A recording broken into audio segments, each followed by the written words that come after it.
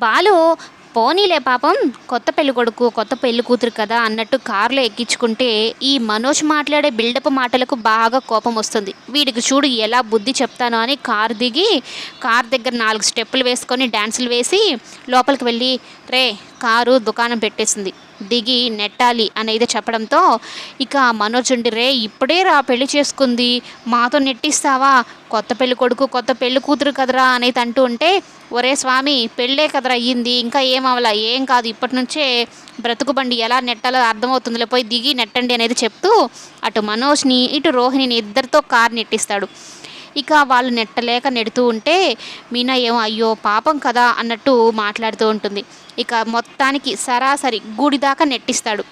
గుడి దగ్గరకు వచ్చేసిన విషయం కూడా తెలియదు. నెట్టడంలో పడిపోయి మనోజ్కి రోహిణికి బాలు ఏమో నవ్వుకుంటూ ఉంటాడు.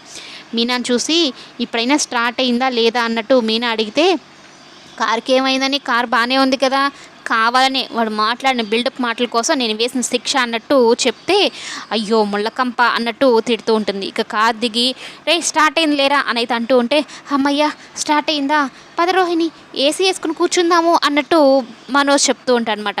రే స్వామి ఒకసారి గుడి వైపు చూడరా మీరు నెట్టుకుంటూ గుడి దాకా వచ్చేసారు అన్నట్టు చెప్పడంతో ఒకసారిగా షాక్ అయిపోతాడు మనోజ్ అలాగే రోహిణి. అంటే గుడి దాకా మాతోని నెట్టించావురా నువ్వు అని కోపడుతూ ఉంటే రిటర్న్లో కూడా నా కార్లోనే రావాలిరా నువ్వు ఇప్పుడు నన్ను ఏమైనా అన్నావు అనుకో నేను తిరిగి తీసుకెళ్ళను అని చెప్పని మీనా ఇంక నడవలేదు కదా మీనా దగ్గరుండి తను పట్టుకొని గుడి లోపలికి అయితే తీసుకొని వెళ్తాడు.